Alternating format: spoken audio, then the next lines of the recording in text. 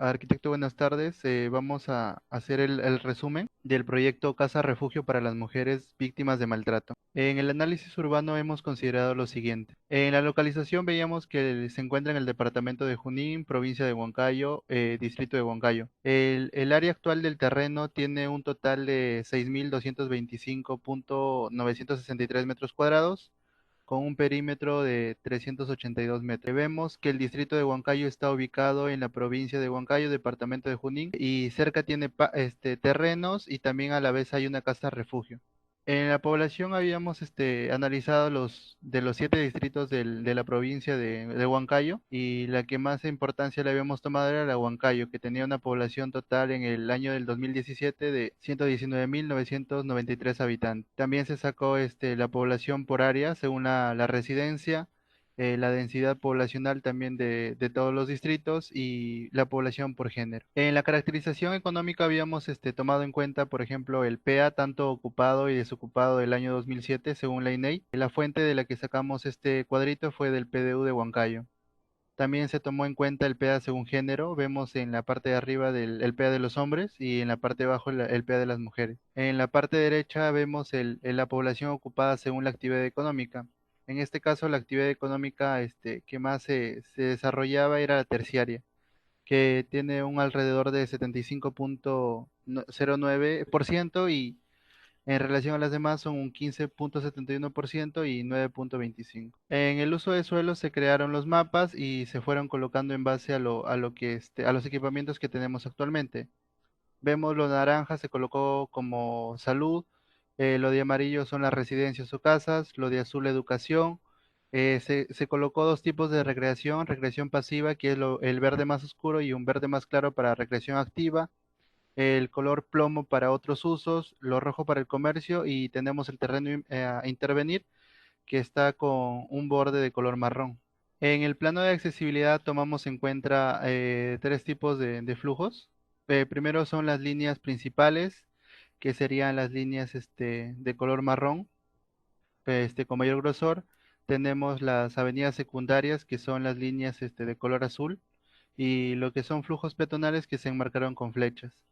Veíamos que nuestro terreno contaba con un flujo mayor de lo que era la zona peatonal y cerca estaba la avenida Santa Isabel. El terreno se ubica al noreste de la Plaza del Distrito, entre la intersección de la avenida Santa Isabel, el Jirón Lira y el Jirón Linoleina.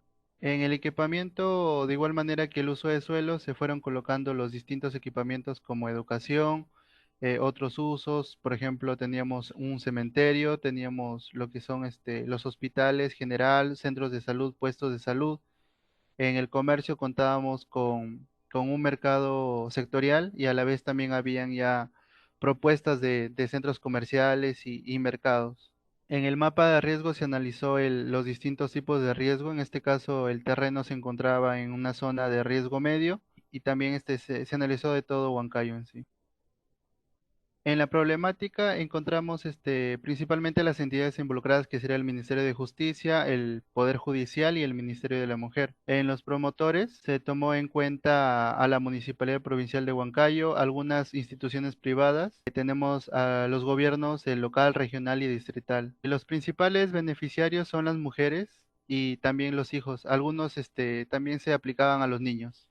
Actualmente en nuestro país existen distintas organizaciones que tratan los problemas relacionados a la mujer y a la familia, pero no toman en cuenta en sí una infraestructura, en la mayoría de los casos locales donde funcionan viviendas adaptadas. La modalidad de gestión habíamos tomado en cuenta el Ministerio de la Mujer y las Poblaciones Vulnerables, que son el MIP. La misión básicamente del Ministerio de la Mujer era diseñar, establecer, promover, ejecutar y supervisar las políticas públicas a favor tanto de mujeres, niños, niñas o adolescentes. Básicamente que contaban personas que tienen discapacidad o migrantes internos. Este ministerio busca garantizar el ejercicio de sus derechos y que puedan poseer una vida libre de violencia, desprotección y discriminación en un marco de una cultura de paz. En el esquema se puede ver, por ejemplo, que el Ministerio de la Mujer está aliado con lo que es el Programa Nacional de Violencia Familiar y Sexual, en la que los promotores se encargaban de diseñar y ejecutar a nivel nacional acciones y políticas de prevención y apoyo. El Centro de Emergencia o CEM brindaba información legal, orientación social, defensa judicial y apoyo psicológico. En las casas refugio encontrábamos que estaban destinados más que todo para un alojamiento alternativo a las mujeres. En los casos representados, según el ranking que habíamos tomado en cuenta, que Junín estaba en el top 4 de violencia a nivel nacional y tenía un 5,3%. En base a la demanda se consideró de que sería posible o adaptable trabajar en Junín. Ya en las ofertas encontrábamos distintos casos o tipologías que se habían dado en el Perú. Por ejemplo, teníamos algunas en Caraballo, otras en Huancavelica, Caima, Chincheros, Rioja, Pucallpa, Soromilla, Villarrica, lo que era en Cerro de Pasco, también en Bagua, en Amazonas, en Sullana, Piura, Tacna, Iquitos, en Arequipa y también en Cusco. Y bueno, como problema central tenemos la ineficiente respuesta en el diseño de la infraestructura de la casa refugio para mujeres violentadas en Huancayo. Y bueno, esto es generado por eh, tres puntos, ¿no? Espacios sin sentido funcional eficiente, lo cual es causado debido a la adaptación de viviendas como refugio y también nace debido a a la deficiente planificación de la programación arquitectónica. Otro problema que hemos encontrado es la ausencia de confort y calidad espacial, lo cual es generado por la existencia de espacios contenedores con tendencia al enclaustramiento del usuario y la falta de énfasis en la aplicación de diseño de carácter terapéutico. Otro problema generador es el espacio de interés de gobiernos regionales en la inversión de casas refugio, lo cual es nace debido a la falta de regulación para la creación de casas refugio. Y bueno, como problemas que nacen en consecuencia en nuestro problema más central ubicado, es la precariedad funcional y espacial en los refugios existentes, lo cual genera una respuesta limitada a la variedad de necesidades que presenta el usuario. Además de ello, encontramos también un problema, el cual es falta de capacidad de atención para la demanda de casos existentes. Otro problema que nace a partir del problema central es la inoperancia de diseño sensorial en el proceso de la rehabilitación, lo cual como consecuencia genera la incomodidad del usuario dentro del centro de refugio y también un ineficiente servicio de rehabilitación asistida. Aparte, otro problema es también la inadecuada ejecución del proyecto, lo cual genera un desequilibrio entre la oferta y la demanda existente. Acerca de las referencias tipológicas, hemos analizado tres casos en sí. El primero es la casa albergue Kieco, el segundo es el refugio para mujeres víctimas de violencia y por último el centro de mujeres de Refisque en Senegal. La diferencia principal es su ubicación, ¿no? El primer caso está ubicado en Tanzania, el segundo está ubicado en Michoacán, México, y el último está ubicado en Rufisque, Senegal. Aparte de ello, en el análisis formal encontramos que el primer caso, su volumetría es simple y ortogonal. Se distribuye mediante la unión de paralelepípedos. En el segundo caso es bastante diferente en cuanto a su traza y su volumetría, debido a que se distribuye en un trazado en planta angular. Esto resuelve el recorrido de manera satisfactoria, pese a su traza diferente, ¿no? Y bueno, el último caso, la volumetría también es simple y ortogonal y también se distribuye a partir de paralelepípedos. Acerca del análisis funcional, bueno, la distribución de las habitaciones se encuentran dispersas alrededor de los espacios sociales. Como vemos, toda la zona rosada es la zona común, la zona lila es la zona íntima y la zona amarilla es la zona de servicios.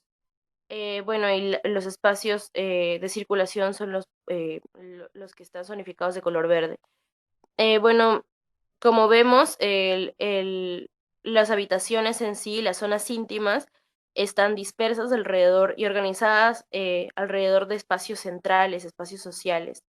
Y bueno, en el siguiente, bueno, acerca de su análisis funcional, como vemos, primordialmente es que tiene una traza angular, como mencionamos anteriormente, y bueno, las hileras de sus jardines, sus hileras horizontales, funcionan como ejes organizadores de los espacios, que se encuentran interrumpidos por otros ejes de circulación diagonales, que es este zigzag. Como vemos, en la parte central están los espacios más sociales, en la parte superior son los espacios comunes y de atención a los nuevos ingresantes, a las nuevas ingresantes. Y en la parte inferior es la parte donde se encuentran las habitaciones y los espacios, pues, de aseo de las internas, ¿no? Todo eso está dividido por franjas horizontales de jardines verdes. Y bueno, el último es acerca del análisis funcional. Su distribución es más simple, es radial en torno a un patio central, teniendo como un espacio de mayor jerarquía debido a su uso de taller. Tiene un espacio común mucho más relevante que las zonas íntimas. Y acerca de su materialidad, bueno, encontramos que el primer caso, las puertas revestidas con paneles verticales de bambú y techos en algunas de las habitaciones están hechas de hojas de plátano. Eh, en el segundo caso, su sistema constructivo de concreto armado es diferente al primer caso y bueno, el tabique expuesto de 35 milímetros de longitud crea fachadas térmicas. Y acerca de su materialidad, el esqueleto de pilares y vigas en el último caso, de hormigón armado in situ, bueno, es una diferencia. Y los cerramientos fueron con bloques de cemento fabricados con molde, además de pérgolas de madera que fueron usados en este caso. Y bueno, acerca de los organigramas, en el primer caso, en la casa albergue de Kieco, eh, bueno, encontramos que tienen sí dos ingresos, uno principal y uno secundario, que de ahí se ramifica desde un patio central. Bueno, como vemos, el primer ingreso nos lleva a un patio central y un área de servicio como final del recorrido, pero a partir de esa primera traza encontramos habitaciones hacia la derecha y hacia la izquierda. Y bueno, tenemos un segundo ingreso, como hemos dicho, que es el patio de servicio, el cual también se desarrolla hacia espacios que son, hacia el espacio central, ¿no? Es un ingreso de servicio. El segundo caso cuenta con, como vemos, un ingreso principal también y y bueno, un área de estacionamiento, no es un ingreso hacia el estacionamiento. Como vemos, se desarrolla centralmente por patios centrales. Hacia su derecha tiene un huerto. Toda la franja derecha es administrativa y de asistencia, y la parte izquierda es más íntima y de habitar, ¿no? Es la zona para habitar de las internas. Y bueno, el último organigrama cuenta con un ingreso que da hacia patios de servicio y al patio central. El patio central nos lleva hacia una zona de servicio también. Y bueno, al final de todo este recorrido encontramos, después de la zona común, las habitaciones. Y bueno, como conclusión del primer caso, este caso se podría decir que su distribución se rige desde un patio central y que de ahí, bueno, desprenden sus zonas, es decir, que sus espacios centrales son los que rigen la organización de este caso.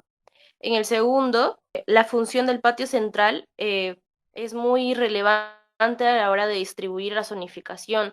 Como vemos, estas zonas, estas franjas de áreas verdes llegan a organizar y a separar las zonas como tal que componen a este proyecto.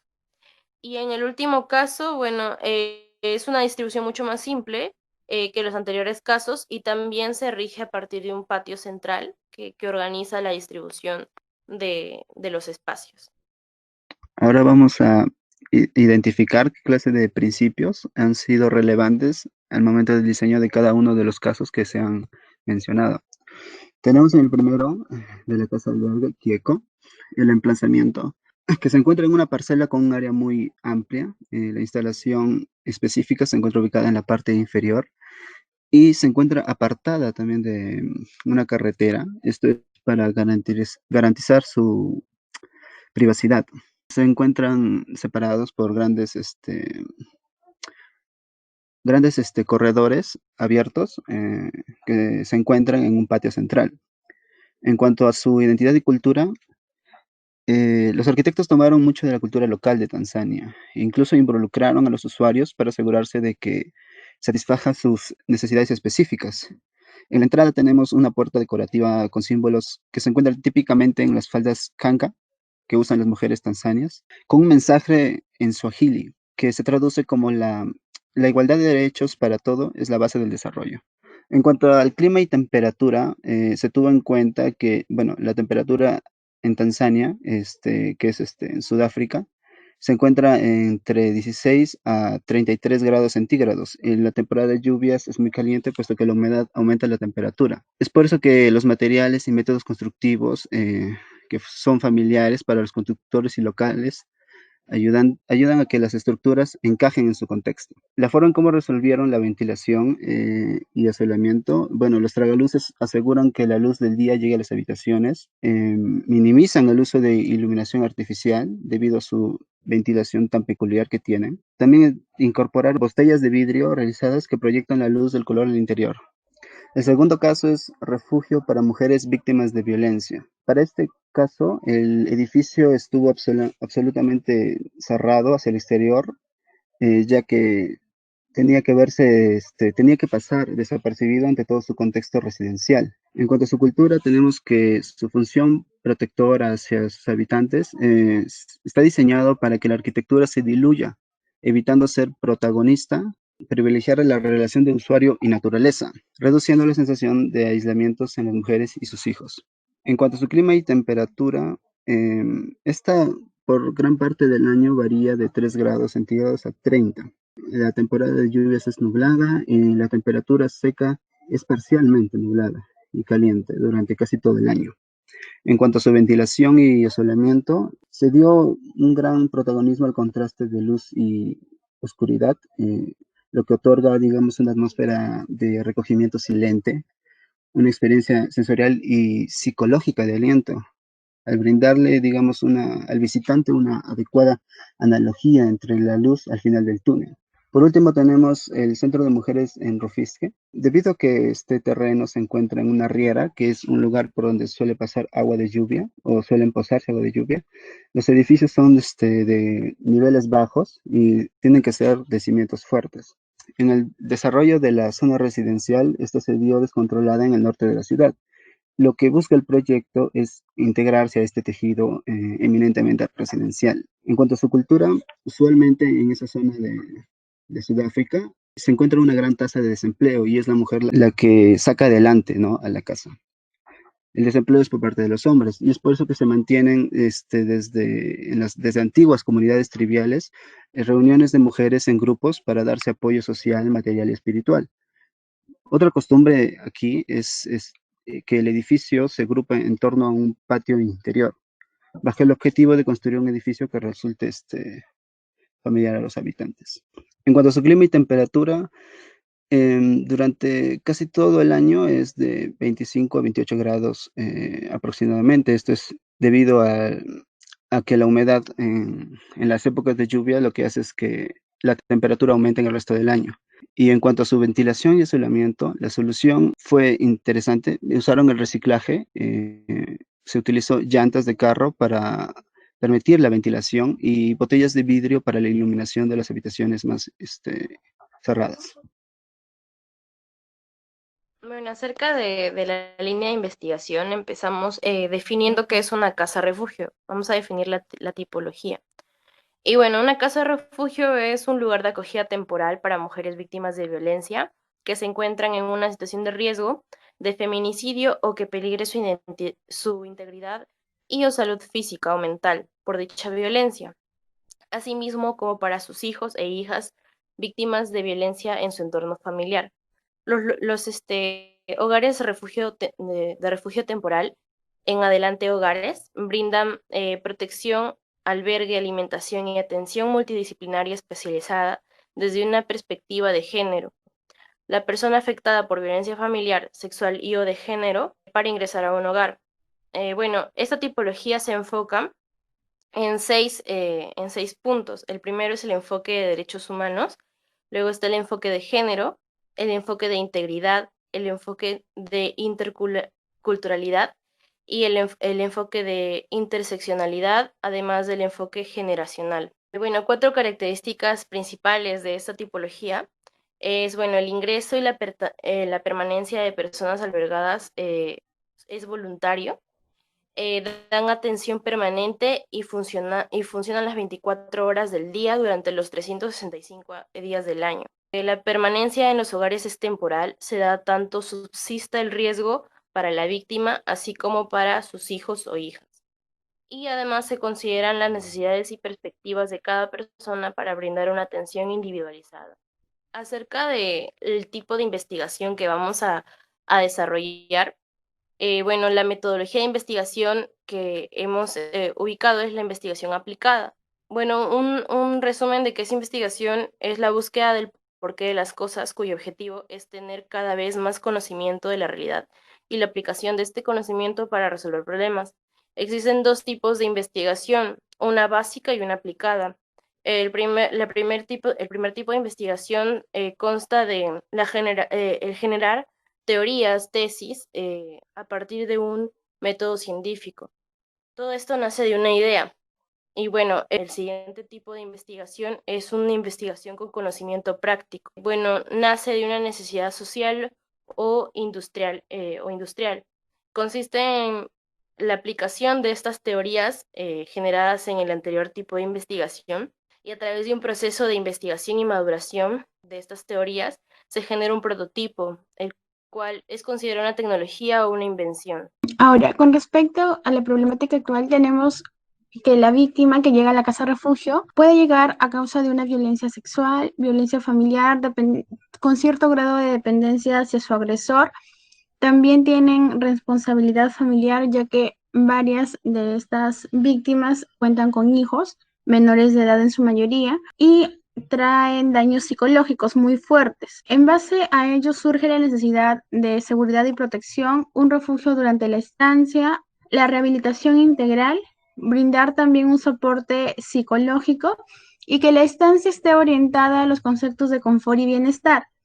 En base a ello, nosotros como línea teórica, línea de investigación, estamos enfocados en la arquitectura para la felicidad, que engloba a 13 principios. Se preguntarán, ¿en qué consiste la arquitectura para la felicidad? Luis de Garrido define que un edificio feliz debe ser un edificio construido a la medida de cada uno, para que puedas sentirte cómodo dentro de él y poder conseguir el estado máximo de plenitud. En base a ello, plantea una caja de resonancia. ¿Qué contiene esta caja?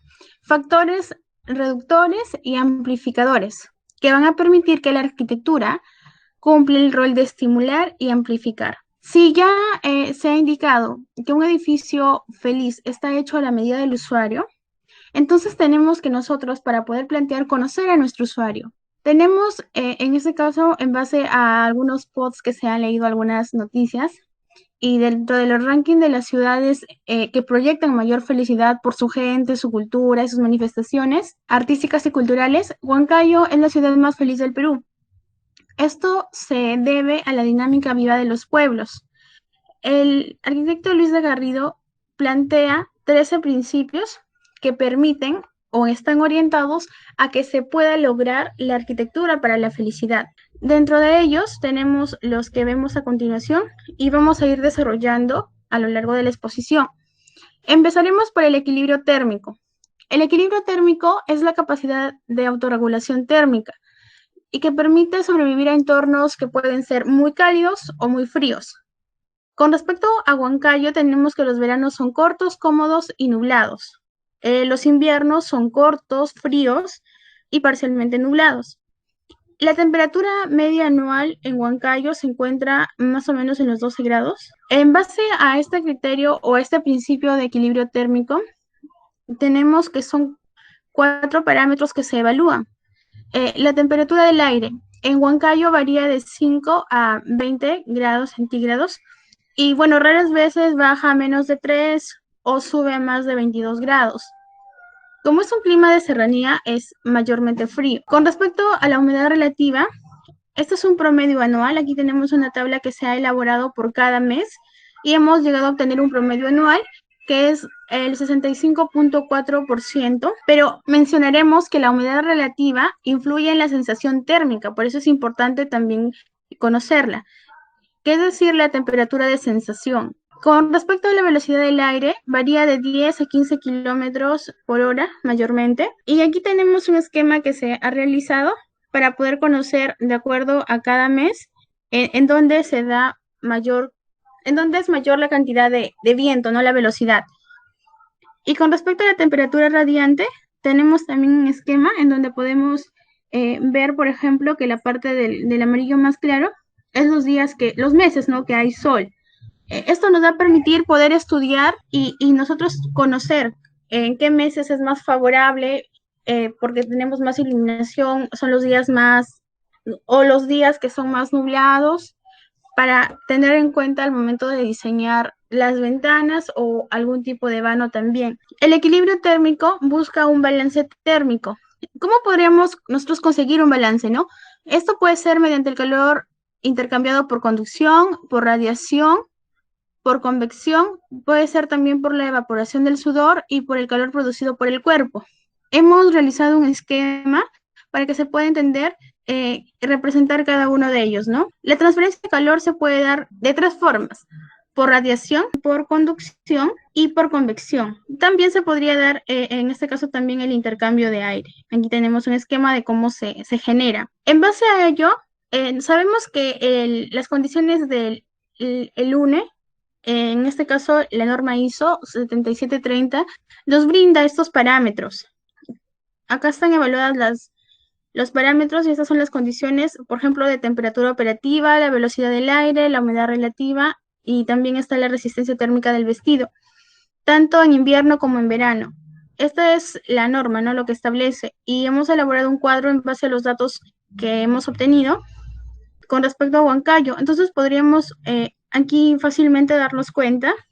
Con respecto a la humedad relativa, es un 50% y Huancayo llega a un 72.45% anual, al igual en la veraniega. Entonces está fuera por el mismo clima, está fuera de la zona de confort o de balance térmico. Entonces, el conocimiento de los criterios que se han mencionado anteriormente, como los del esquema y los otros que vamos a ir mencionando más adelante, van a permitir hacer mucho más placentera la estancia de nuestros usuarios. Con respecto a la variación térmica estacional, este principio consiste en cumplir la protección de las condiciones desfavorables del entorno natural sin aislarse de este. ¿Eso qué quiere decir? Que el usuario, por medio del confort hidrotérmico, se adapta a los ciclos térmicos estacionales por medio de la arquitectura bioclimática.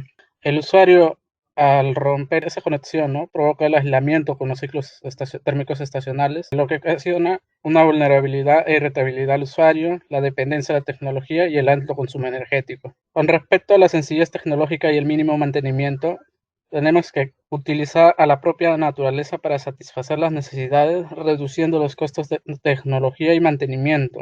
Esto consiste en tener un diseño eficiente, ¿no? Si el diseño resulta deficiente, esto provocaría la insatisfacción de necesidades, lo que ocasiona que los artefactos a utilizar aumenten para poder llenar esos vacíos, ¿no? Esto equivale a un aumento de mantenimiento, por lo tanto esos dos están relacionados directamente. Al aumentar mantenimiento aumentan los costos y el usuario ya no estaría en su completo confort. En lo que respecta a la iluminación natural, un espacio modelado por la luz permite o genera productividad y eficiencia. Nosotros hemos creído conveniente considerar los sistemas de iluminación natural, que puede ser lateral, cenital y combinada. El lateral son los que ya comúnmente usamos, en este caso en las caras, por ejemplo, de los muros encontramos las ventanas, como en el esquema que se muestra a continuación. Es la iluminación cenital. En este caso consiste en hacer aberturas o vanos en la parte de la cubierta, en la parte superior, para poder también ganar iluminación y también para la ventilación. Tenemos un esquema para los edificios sin ventanas. Aquí están los tipos, por ejemplo, el crestorio, el monitor, el diente de sierra y la lucarna. Y también hay para los edificios que en este caso tienen ventanas. Los materiales naturales. Esto permite tener un sentimiento de integración con la naturaleza y genera un impacto positivo y también comodidad. En las ventajas medioambientales tenemos que la ausencia de elementos patógenos, que también tiene regeneración, ayuda a la disminución de residuos, a disminución del consumo energético, cuenta con el principio de transpirabilidad y la biodegradabilidad. También tenemos los criterios para materiales de construcción ecológicos. El primero es la eficiencia de recursos, que tenga eficiencia energética, haya calidad de aire interior, accesibilidad y la conservación del agua. Con respecto al principio de la ausencia de elementos patógenos, tiene como finalidad evitar el uso de materiales que contengan componentes perjudiciales para la salud y bienestar del usuario. Los elementos patógenos provocan daños, ya sean indirectos o directos. Los daños indirectos son debidos a emisiones o desechos producidos al fabricar, usar o eliminar un determinado material, y los daños directos es debido a la manipulación y uso. Estos elementos patógenos pueden ser gases tóxicos o de combustión, los compuestos orgánicos volátiles, las partículas en suspensión, los microorganismos, las ondas sonoras y la radiación electromagnética. Con respecto al principio de autosuficiencia, este principio consiste en el distanciamiento del individuo con el poder político degradado y el estrés imaginado, logrando una autosuficiencia con la naturaleza. El poder político degradado consiste en que el humano no es dueño, ¿no?, de la naturaleza, y los servicios pueden ser autosuficientes para el propio individuo, sin depender de ello.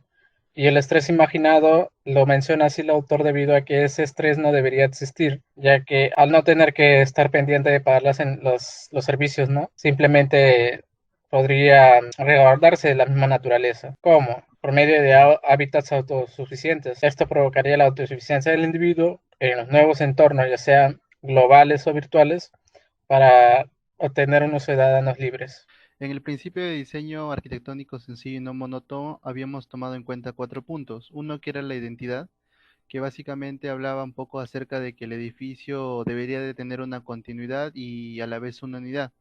Esto en sí para hacerlo más acogedor y llamativo. En otro punto, que sería la sencillez, se habla un poco acerca de los elementos que generan tanto serenidad y elegancia, que a la vez generarán una tranquilidad al usuario. En el bienestar se tomó en cuenta espacios amplios y libres que ayuden tanto a la salud física y mental. En este caso teníamos como ejemplos algunos albergues, casas refugio o centros de apoyo. En el factor monótono encontramos que este buscaba una relación entre el hombre y el lugar, básicamente permitiendo la jerarquización tanto de movimientos y emplazamientos.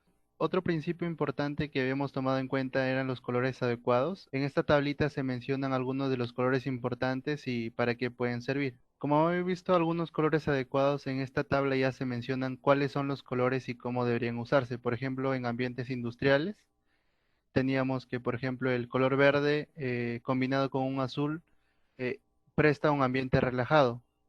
En exteriores, básicamente se cree conveniente no usar colores intensos. Por ejemplo, veíamos que el azul intenso es deprimente y el amarillo tensa y agobia. En las estancias como dormitorios, debería ir acompañado con colores suaves. Y ya en las casas refugio veíamos que las habitaciones albergadas requieren una clara sensación de descanso. Por ende, los colores azul inspiraba relajación y calma y el blanco que era un color que brindaba paz. Bien, en el principio de belleza habíamos tomado en cuenta 5 puntos importantes. El primero sería el orden. Veíamos que en el orden se debía representar la repetición de materiales y a la vez una armonía de colores. En la simetría se tomaba en cuenta tanto el equilibrio como la continuidad. El equilibrio debería de ser de manera visual y a la vez funcional. En la impresión, el proyecto debería de ser unificado y a la vez poco llamativo al tratarse de una casa refugio.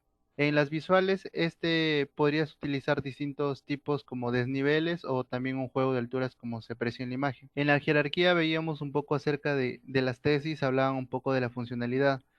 Básicamente el ambiente que más utilizaban era el social. En este caso habíamos colocado algunos ejemplos como salas de usos múltiples, una sala de espera o áreas de trabajo. Bueno, acerca de la tipología encontramos este análisis que realiza una antropóloga, que consta en 3 fases, trata de un periodo de readaptación de la mujer maltratada, que está dividida en 3 fases. Fase limen, que es la preliminar, la fase liminar, que es la post, y la fase donde la víctima vive en el refugio, es la fase liminar o transitoria. Habla de que en esta fase es un umbral de cambio sin estado temporal propio, es un proceso de pasaje o de transición en donde el tiempo y el espacio social se paraliza temporalmente para encontrar protección y refugio. Y es aquí donde la víctima aprende a crear, ver y controlar sus fronteras. Entonces, con esto nos enuncian la importancia de transicionar los espacios públicos hacia los espacios privados. Todo esto para poder proporcionar la sensación de seguridad e intimidad a la víctima, ¿no? Y bueno, esto lo hemos analizado, hemos encontrado una manera de hacer, de lograr esta transición, y bueno, es a través de filtros espaciales, los cuales, bueno, los filtros generan un lugar a medio camino entre la construcción y la disolución, entre el cerramiento y la apertura. Todo esto para generar un recorrido que se componga de una lógica sensorial y una lógica espacial. Bueno, acerca de los filtros, esta teoría, toda esta teoría que es compuesta de muchas páginas, se organiza de esta manera, ¿no? Habla de los filtros como un límite de espacio arquitectónico, los filtros como un espacio de transición y los filtros como estructura y construcción. Y habla de las estrategias de generación de este tipo de filtros o de elementos. Y bueno, está dividido en 5 tipos de estrategias de generación. Son tipos de origen, de densidad, de espesor, de función y de atención. Acerca del cómo, filtros lo vemos como un límite de espacio arquitectónico, como vemos en la primera imagen con el uso de celosías, que no terminan de limitar como tal un espacio a otro tan drásticamente, sino transicionan. Bueno, en el siguiente vemos los filtros como un espacio como tal, el cual genera pues espacios de encuentro. Bueno, el primero genera la sensación de seguridad e intimidad. El segundo lo vemos que está enfocado hacia el punto anteriormente visto, que es el de generar espacios de convivencia entre los usuarios. Y el último es el punto que es el de transpirabilidad, que es el filtro como estructura y construcción. Cada de las estrategias de cómo generar estos filtros, vemos un catálogo de imágenes, referencian un poco al cómo lograr este tipo de transiciones. Primero es el filtro como origen, que vemos filtros de tierra, filtros de aire. En la densidad vemos filtros más pesados o filtros más ligeros, como vemos en esas paredes con perforaciones mucho más grandes que en el inferior, pero con menos réplica. Luego de espesor, pueden ser un filtro plano, un filtro con profundidad. Filtro de función, que funciona el filtro como parte de la estructura o como parte del cerramiento. Y filtro de atención, que es el filtro de fondo o filtros de figura, como vemos en las últimas imágenes. Ahora, como ya se había mencionado anteriormente, de acuerdo al entendimiento de nuestra tipología, nosotros habíamos trabajado los 13 principios indicados por el arquitecto Luis de Garrido. En base a ello, y ya conociendo en qué consiste cada uno de estos 13 principios y la importancia de cada uno de ellos para poder plasmarlo ya de manera física o tangible en nuestro proyecto, hemos considerado poder agruparlos en 3 ejes temáticos. Con respecto al primero de ellos, es la arquitectura bioclimática, la cual nace de agrupar el equilibrio térmico, los materiales naturales, la iluminación natural, la transpirabilidad, sencillez tecnológica y mínimo mantenimiento, variación térmica estacional, la autosuficiencia, energía, agua y alimentos, la ausencia de elementos patógenos. El otro eje temático es la identidad huancaína, que es de agrupar la belleza, el diseño arquitectónico sencillo y no monótono. Recuerdan que al mencionar o desarrollar este principio, mi compañera habló acerca de la identidad, y en este caso hemos tomado como punto clave la identidad huancaína, ya que recordando, un edificio es considerado un edificio feliz cuando está hecho a la medida del usuario. Entonces nosotros rescatamos bastante y nos llamó mucho la atención el hecho de la expresión cultural, que ya también se había mencionado, y por eso creímos conveniente fijarlo como un eje temático. El tercer eje temático planteado agrupa la sensación de seguridad e intimidad, los colores adecuados y el hecho de poder estimular las relaciones personales y sociales. Esto lo hemos englobado bajo el concepto de arquitectura sensorial. Entonces, en base a estos 13 principios, los cuales fueron nuestro basamento como línea teórica o línea de investigación, hemos concluido en 3 ejes temáticos: arquitectura bioclimática, identidad huancaína y la arquitectura sensorial, los cuales engloban o permiten que se dé la arquitectura para la felicidad. Ahora, mencionando el primer eje, que es la arquitectura bioclimática, consiste en el diseño de edificios o viviendas teniendo presente las condiciones climáticas, aprovechando los recursos libres como el sol, la flora, la lluvia y los vientos, esto para poder reducir los impactos ambientales. Aquí hemos colocado algunos sistemas bioclimáticos para el acondicionamiento térmico, los cuales son activos, paneles solares y termas solar. Entre los pasivos tenemos de aportes directos como ventanas, mamparas, lucernarios y claraboyas, y de aportes indirectos como los muros de trombe, los invernaderos, los dobles muros, los muros nevera, las cubiertas de estanque y el patio solarium. Ahora, también tenemos las características que están orientadas al asoleamiento y la protección solar, la orientación, el aislamiento térmico en base a técnicas de uso de materiales y la ventilación cruzada. Acerca del eje número 2, que habla de la identidad huancaína, tenemos el punto de identidad cultural. La identidad cultural en Huancayo está basada en el espacio geográfico, el Valle de Mantaro, y bueno, está compuesto por su artesanía, su folclore, determinadas costumbres ancestrales, así también está basada en el permanente proceso de mestizaje debido a su gran cantidad de habitantes foráneos. Y bueno, acá hemos puesto un catálogo de imágenes donde expresamos, por ejemplo, en el primer punto, la variedad de artesanías, ¿no? El primero es tejidos de huaylas de la región Junín. La siguiente imagen es un bordado a mano por una artesana local. En la parte inferior, acerca del folclore, tenemos una feria de toda la sangre, que es una feria que invita a todos los tipos de danzas o costumbres, todo se concentra en esa feria, en una exposición de bailes y celebración.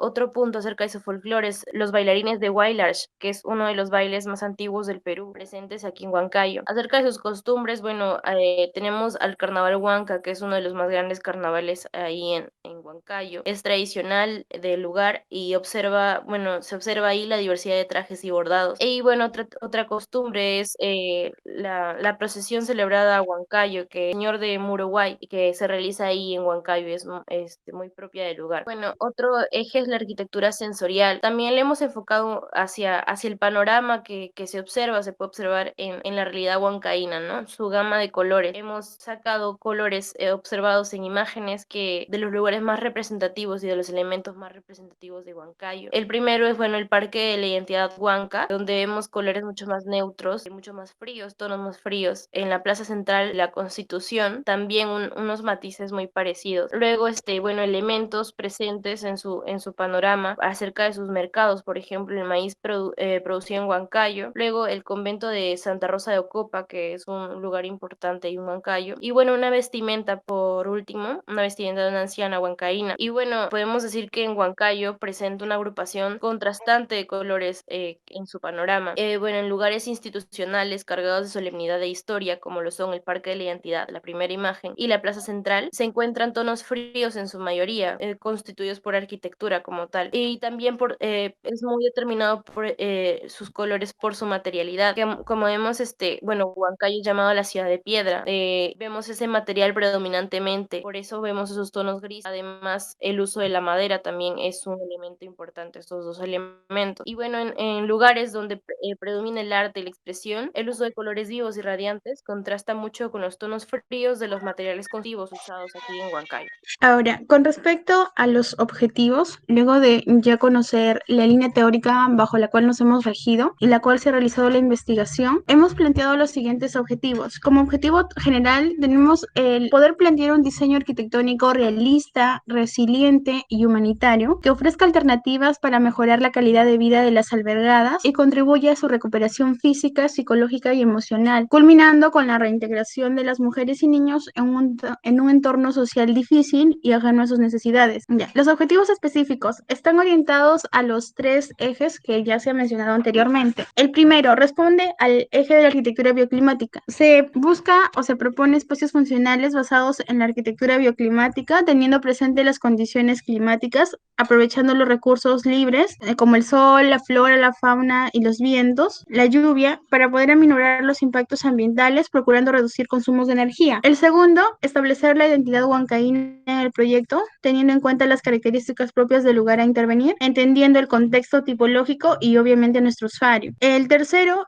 está enfocado en aplicar principios de arquitectura sensorial que permitan modificar el estado de ánimo de las mujeres mediante elementos de diseño adecuados ante cada sensación que necesita inspirar un espacio para mejorar su salud mental. Ahora, con respecto a la programación arquitectónica, empezamos desde el sujeto. Los usuarios que tenemos es la mujer maltratada, que es, bueno, persona de sexo femenino que ha sido víctima de agresión o violencia que puede ser física, psicológica o sexual por parte de su agresor. El hijo, que es un menor de edad que está al cuidado de la madre. Hay un equipo interdisciplinario que está conformado por un psicólogo, un trabajador social y una enfermera. Esto lo indica el manual que ha sido diseñado específicamente para las casas refugio. Hay un personal de acompañamiento, es una persona capacitada y en este caso también cuenta con el desarrollo de habilidades blandas, una persona empática que se encarga de hacer el cuidado en este caso de la mujer maltratada y también de si en caso va con su hijo o con hijos. Es como un seguimiento que le realiza dentro de la casa refugio. Hay una educadora que se encarga de poder brindar la enseñanza a los niños, darle conocimientos previos y poder estimular el desarrollo psicomotriz y su proceso educativo. Un personal administrativo que se encarga de toda la parte administrativa y logística de la casa refugio y esto va a garantizar que haya un adecuado manejo, ¿no? Y también una buena admisión de las personas que ingresan, de los usuarios, que son la mujer y el hijo en este caso. Los servicios es un personal que se encarga de vigilancia, alimentación del usuario y bueno, también la parte del mantenimiento y cuidado de la casa refugio y de los espacios. Y los docentes, la persona que ejerce la docencia en los talleres, ya que dentro de la casa refugio el manual indica que debe haber algún taller, algunos tipos de talleres que permitan que las mujeres puedan aprender un tipo de oficio. La programación arquitectónica. Nosotros tenemos las siguientes zonas. La zona administrativa, que tiene su recepción y su administración en este caso. Tenemos cantidad de suma del área techada y se ha sumado el 25% para lo que es circulación y muros. Entonces tendríamos 191.25 metros cuadrados en lo que es el área administrativa y 96 metros de área no techada. En la zona habitacional, aquí vamos a detallar un poco más porque es la parte esencial de la casa refugio. Tenemos el alojamiento temporal, tenemos un patio, un estar y básicamente, como pueden notar, son 4 tipos de dormitorio. El dormitorio colectivo y el dormitorio individual están enfocados para mujeres, en este caso, solteras, que llegan sin hijos o sin algún menor a su cuidado. El individual es, como su mismo nombre lo indica, para una sola mujer, son habitaciones para una sola. Y el dormitorio colectivo son también para mujeres solteras, pero ya es para un grupo. Aquí entrarían, en este caso, a formar parte varios en un solo dormitorio ya de mayor dimensión. El dormitorio familiar tipo 1 es para una mujer con sus hijos, ya que en este caso llegan a veces en situaciones de nerviosismo, están asustadas, los niños no quieren relacionarse con otras personas y desean un espacio más íntimo y donde se sientan más seguros. Entonces, cuando recién llegan en esa situación o ese estado, se les brinda ese tipo de dormitorio. Cuando ya han pasado o están llevando un tratamiento con el psicólogo, están siendo tratados profesionalmente y van mejorando, como una manera de ensayo, porque ya luego tienen que reinsertarse a la sociedad, pero como una manera de ensayo, se juntarían, ¿no? En este caso, a 2 madres con sus hijos en un dormitorio familiar tipo 2. Estos dormitorios y bueno, en general toda la zona de alojamiento temporal da un área techada de 2.052 más la suma del 25%, haría un total de 2.565 y 1.000 de área no techada. En la zona educativa, este es para las madres, tenemos los talleres. Estos talleres han sido planteados de acuerdo a las actividades que más se desarrollan en Huancayo, ¿no? A los oficios, sobre todo desarrollado por mujeres. En taller de cocina y repostería, taller de corte y confección, taller de cosmetología y un taller de manualidades. Como ya había indicado mi compañera anteriormente, incluso se ha tomado en cuenta porque ellos hacen bastante los telares, les gusta toda la parte de la textilería, los tejidos, entonces también se ha tenido en cuenta el taller de manualidades. También hay una biblioteca y bueno, la sala de los profesores que brindan el conocimiento y ya los servicios generales. Aquí tenemos una rotonda, en este caso para que sirva como esparcimiento para las mujeres dentro de la zona de capacitación. Sumando el área total más el 25% nos haría una suma total de 721.25 metros cuadrados, solo de área techada y 1.000 de área no techada. En la zona infantil es específicamente la guardería o el salón de niños. Tenemos aula de niños de 0 a 1 años y de niños de 2 a 3 años. Y ya los servicios complementarios como los servicios higiénicos y el depósito. Acá también hay un patio que es pequeño porque es menor la cantidad de niños, que en este caso se está proyectando. Con respecto al área techada, sumando la suma parcial y el 25%, hace un total de 177.50 más los 431.68 del área no techada.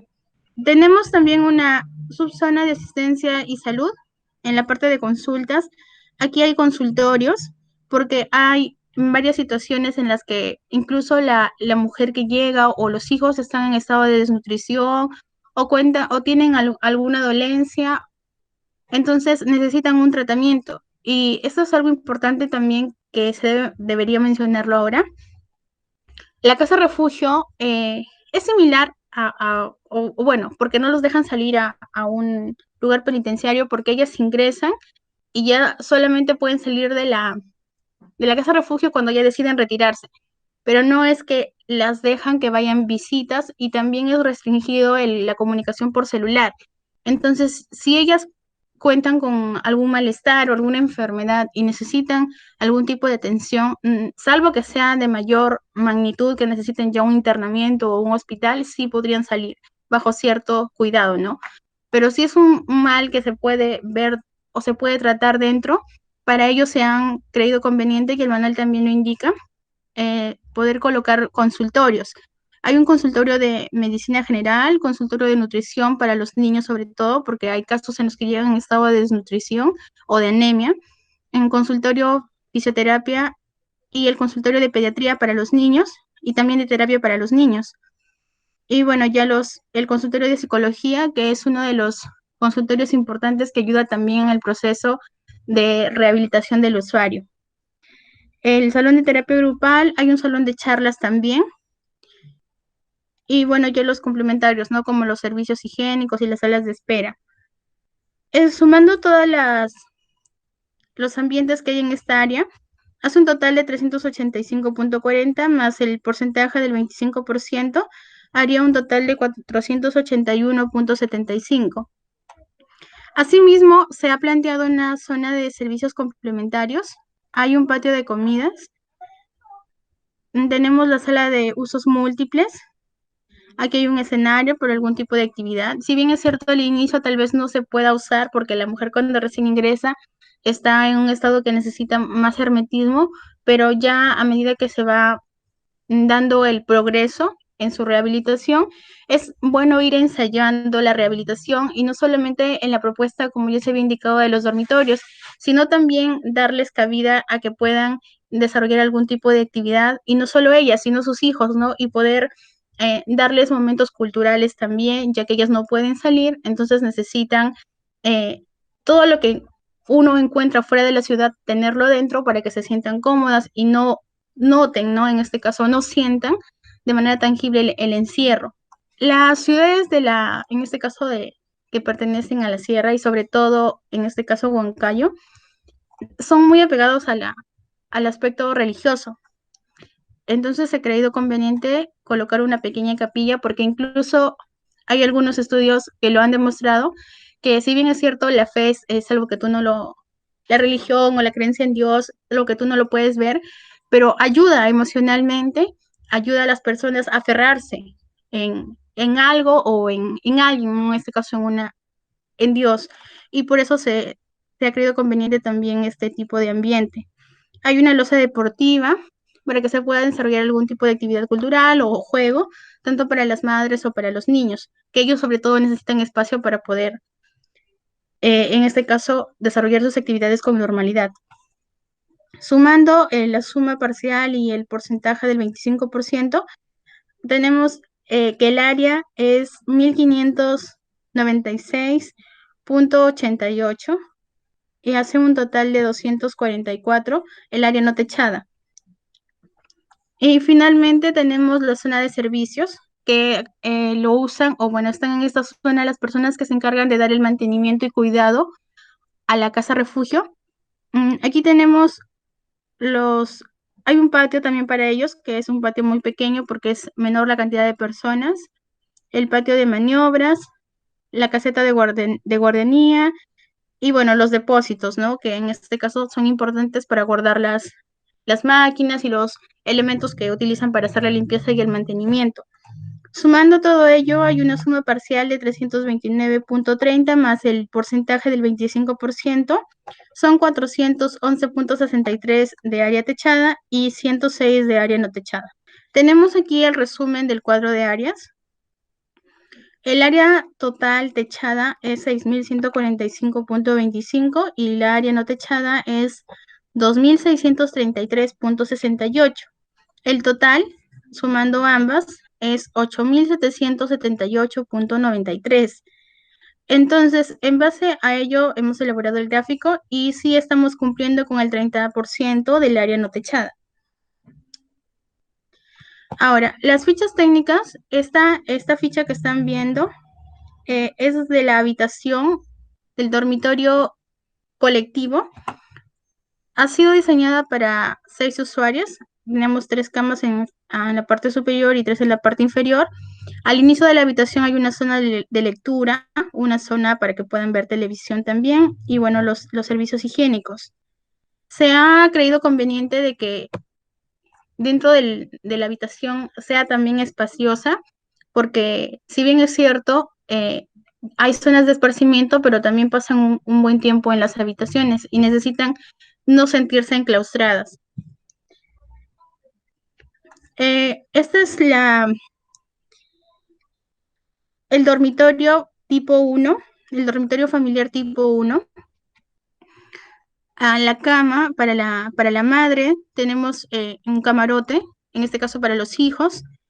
Hay un espacio aquí que es un espacio flexible porque funciona como circulación y también se podría colocar algún tipo de mueble, pero inicialmente está diseñado como para colocar una alfombra, un tapete, en donde los niños puedan jugar, ¿no? Divertirse tal vez dentro de la habitación. La consulta sería, pero tienen el parque, tienen el patio, tienen la rotonda y tienen otros espacios. Pero inicialmente, sobre todo este tipo de familia, llega con un grado muy elevado de miedo y temor en poder relacionarse. Entonces, puede que pasen gran parte del día aquí dentro, ¿no? Por el temor que tengan en acercarse a otras personas. Entonces, si es un ambiente muy pequeño, se van a sentir más enclaustrados y encerrados. Por eso se plantea tener un espacio considerable para que los niños puedan jugar. Y bueno, acá también tiene su caja de juegos y sus servicios higiénicos. Este es el dormitorio familiar tipo 2. Para 2 mujeres, aquí sería la cama para una, aquí para la otra. Y estos serían 2 camarotes, ¿no? Para los niños, y aquí tenemos en la alfombra, en la parte del suelo, para que ellos puedan. Es un espacio considerable para que ellos puedan jugar, ¿no? Y también ya aquí tenemos los servicios higiénicos. Este es el dormitorio más pequeño porque es para una sola mujer, pero aún así sigue siendo cómodo y espacioso. Cuenta con su servicio higiénico propio, porque si nosotros lo colocábamos fuera, tenía que salir y tal vez estar teniendo contacto con otras personas. Y como inicialmente llega en un estado muy vulnerable, entonces es mejor tratar de no lanzarla de frente, sino mediante el proceso, ¿no? Que se ha planteado. Bueno, tiene sus servicios, su mesa y sus casilleros para que pueda guardar su ropa o sus cosas. Y esa es la ficha técnica de la canchita. Con respecto al objeto, acá tenemos los organigramas. Dentro de los organigramas hemos considerado los distintos usuarios como el personal administrativo, los hijos, el docente, el equipo interdisciplinario, los servicios, la educadora, el personal de acompañamiento y a la mujer maltratada. Flujos. Acá podemos observar cómo hemos distribuido los espacios. Primero, teniendo como acceso a la zona administrativa, seguido de la zona de asistencia a salud, y a la par de la zona de servicios complementarios. En el siguiente escalón tenemos a la zona infantil y a la zona de capacitación. Y al último tenemos la zona de alojamiento y la zona de servicios. Dentro de la zona de administración comprendemos los diferentes espacios como el hall de ingreso y la sala de espera, junto con el baño y conectado con la siguiente zona. Esos espacios son en los cuales circulan todos los diferentes usuarios. A partir de la sala de espera con la recepción de informes, es donde se filtran los usuarios solamente para la mujer maltratada, el personal administrativo y el servicio. La recepción de informes a su vez está conectada con la oficina de contabilidad, la oficina de asesoría social y la oficina de asesoría legal. Luego tenemos las salas de reuniones, a la cual solamente tienen acceso el personal administrativo y el personal de servicio. Y a la secretaría tiene acceso la mujer maltratada, el personal administrativo y el personal de servicio, siguiendo a la dirección, que solamente tiene acceso el personal administrativo y el de servicio. Tenemos la zona de alojamiento. A esta zona se accede por medio del patio íntimo. Luego del patio íntimo tenemos el acceso a la sala de estar. En ese flujo tenemos a la mujer maltratada, al personal de acompañamiento, a los hijos y al servicio. De la sala de estar tenemos conexión con los dormitorios colectivos, los dormitorios familiares tipo 1, el dormitorio familiar tipo 2 y el dormitorio individual. A estos espacios solamente tiene acceso la mujer maltratada y los hijos tienen acceso a los dormitorios tipo 1 y a los dormitorios familiares tipo 1 y tipo 2. Ahora en la zona infantil tenemos acceso mediante el patio íntimo. Estos a su vez se conectan con las aulas de niños, ya sea de 0 a 1 año o de 2 a 3 años. A estos ambientes acceden la mujer maltratada, los hijos, los educadores y el servicio. De las aulas hacia el depósito solamente tienen acceso el personal de servicio y los educadores. Y hacia los servicios higiénicos tienen acceso los niños, los hijos, la educadora y el personal de servicio. Con respecto a la zona de capacitación, tenemos un ingreso promedio de impacto social, de los cuales se conecta al HAL solamente los usuarios del personal de acompañamiento, la mujer maltratada, el servicio y los docentes. Ahora del HAL se conecta con los servicios higiénicos y los casilleros, a los cuales tienen acceso todos los usuarios mencionados. A la biblioteca solamente tienen acceso el personal de acompañamiento y la mujer maltratada. Al depósito de limpieza tiene solamente acceso el personal de servicio y a la sala de profesores tiene acceso el personal de servicio y los docentes. Ahora, de los casilleros hacia el aula teórica, hacia los talleres, ya sea de cocina, repostería, cosmetología, de manualidades o de corte y confección, tienen acceso el personal de servicio, la mujer maltratada y el personal docente. Ahora, en la zona de servicio solamente hay dos tipos de flujo, que es el personal de servicio y el personal administrativo. A esta zona se ingresa por medio del ambiente de patio. El patio se conecta ya sea con el patio de maniobras, con el depósito de limpieza o con la sala de estar para el acceso a la lavandería, seguido del patio tendal. Ahora, del patio al área de lavandería tiene acceso solo el personal de servicio. Para el depósito de limpieza seguido del cuarto de basura, también solamente tiene acceso el personal de servicio. Pero ya para el patio de maniobras, los personales de administrativos también tienen acceso, aparte del personal de servicio, y también tienen acceso a la subestación eléctrica. Ya para el cuarto de máquinas y depósito general o la caseta de ordenadas, solamente tiene acceso el personal de servicio. Ahora, en la zona de asistencia y salud, tiene un ingreso, ¿no? Mediante el hall de ingreso. Esta a su vez se conecta con la sala de espera. Dentro de esta zona podemos ver que los usuarios adentrados dentro de esta zona son la mujer maltratada, el personal de servicio, el equipo interdisciplinario y los hijos. En la sala de espera se conecta también tiene un acceso directo a informes y farmacia, en las cuales también tienen acceso a todos los usuarios mencionados y también a los servicios higiénicos.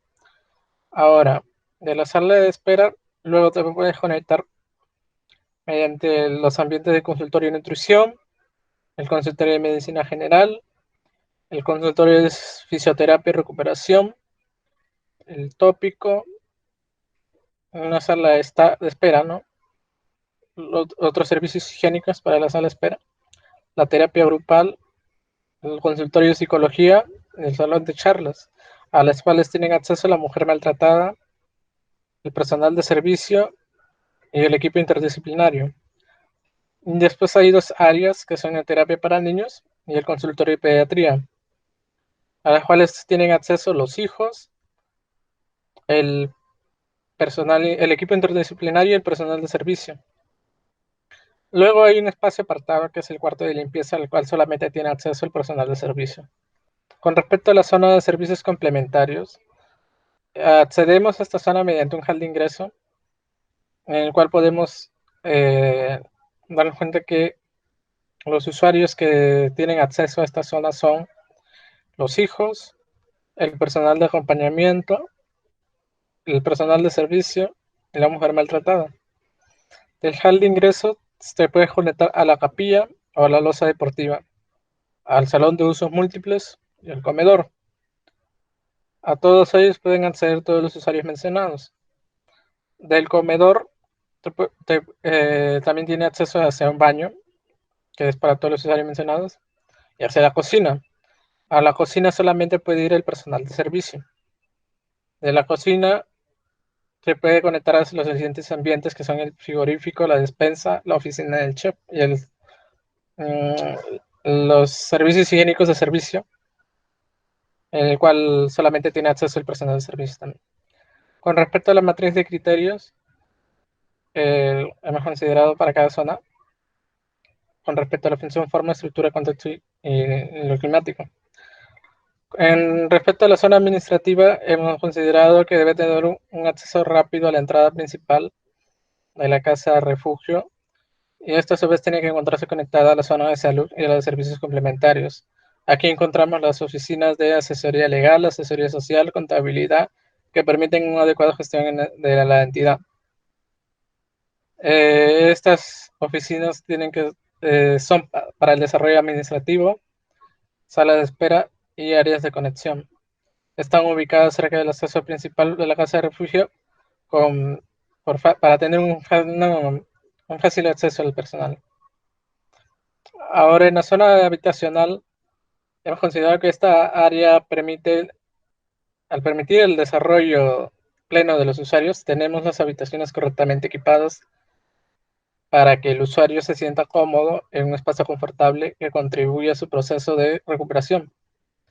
Este diseño tiene que tener una amplia espacialidad para albergar a varias personas, utilizando un primer y segundo nivel. Y debe estar aislada del ingreso principal debido a la privacidad, y otra para garantizar la protección y seguridad del paciente. Con respecto a la zona de capacitación, esta zona cuenta con talleres para el desarrollo de la enseñanza de oficios, cuenta con las medidas adecuadas para las máquinas que se usarán en cada uno y con el mobiliario correspondiente. Posee un diseño con amplia espacialidad para albergar varias personas y los equipos necesarios, y está ubicada cerca de la zona infantil. Ahora, en la zona infantil está ubicada cerca a la zona de alojamiento y de capacitación para que las madres puedan tener acceso rápido al cuidado y a la supervisión de su hijo. Está ubicada cerca de la zona de capacitación en la habitación alta. Con respecto a la zona de atención médica, está conectada a las zonas de servicio complementario y administración, ya que permite tener a los especialistas a disposición del usuario en caso de emergencia. Tienen consultorios de escala mediana, pero con las condiciones necesarias para la atención del paciente, y una adecuada iluminación natural para evitar reflejos molestos y estar herméticamente cerrados. La zona de servicios complementarios está próxima a la zona de capacitación, enlace infantil, asistencia médica y administrativa, donde el usuario puede desarrollar sus actividades de esparcimiento. Es una zona amplia sin cobertura, con espacios abiertos de esparcimiento, dentro de ellos cuales tenemos patios, una rotonda, la losa deportiva, que permite la recreación y esparcimiento del usuario, con una correcta ventilación e iluminación natural al estar sin cobertura, y también cuentan con vegetación. Ahora, para la zona de servicios se encargan de brindar la función de almacenamiento de los implementos necesarios para el mantenimiento del edificio, asimismo espacios de estancia para los trabajadores que trabajan ahí. Tiene un acceso restringido y exclusivo para las personas que realizan el mantenimiento de la casa refugio y una adecuada iluminación natural para evitar reflejos molestos y estar herméticamente cerrados. Bien, para finalizar tenemos la parte de contexto. Se ubicó el terreno y se sacaron dos cortes, como se pueden ver el corte A y el corte B. El terreno se emplaza en el distrito de Huancayo, al noreste de la plaza del sector. A la vez vemos que el lugar es asequible, además de contar con una buena accesibilidad, y también se encuentra cerca a la actual casa refugio de Huancayo. En la fortaleza habíamos tomado en cuenta que el terreno cuenta con una dimensión y morfología favorable. La oportunidad sería que el tamaño del terreno y la baja consolidación de colindantes abre grandes posibilidades a futuras expansiones. Una de las debilidades era que existen vías y equipamientos planificados, pero que aún no están construidos. Una amenaza sería las posibles escorrentías cercanas al terreno. Otra de las fortalezas era que cuenta con cuatro frentes, que sería muy provechoso. Las oportunidades frente a esto sería que tenemos un mayor control de accesos. El suelo humedecido se encuentra cerca de vertientes de agua.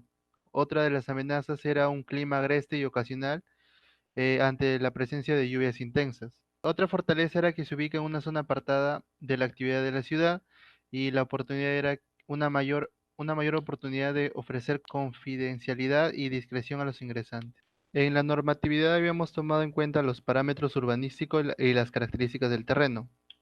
Según el lote, como está actualmente, tiene un área de 6.295.963 metros cuadrados. Nuestro proyecto tiene 8.778.93 metros cuadrados. El uso según lo normativo es residencial, pero para nuestro proyecto hemos tomado en cuenta que sería otros usos. La altura según lo normativo es 3 pisos más una azotea. En el proyecto se tomará en cuenta 2 pisos. El retiro mínimo del río, para lo que es rural y según lo normativo es 3 metros lineales. En el proyecto también se está tomando en cuenta 3 metros lineales. Las características del terreno. La forma. Cuenta con una forma trapezoidal y una cantidad de 4 frentes. Según la extensión y topografía, este se encuentra en un relieve semiplano menor a 1%. En el escenario urbano tenemos, al norte se encuentra un conjunto residencial, al sur la calle Medusa y al este el jirón Lino Leina.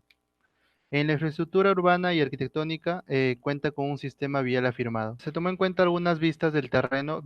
Teníamos la vista noreste, una vista norte, una vista noroeste y una vista aérea del terreno. Con respecto a las vistas del contexto, teníamos la vista noroeste hacia el conjunto residencial, una vista norte hacia las casas que eran de 3 a 4 pisos y también una vista noreste.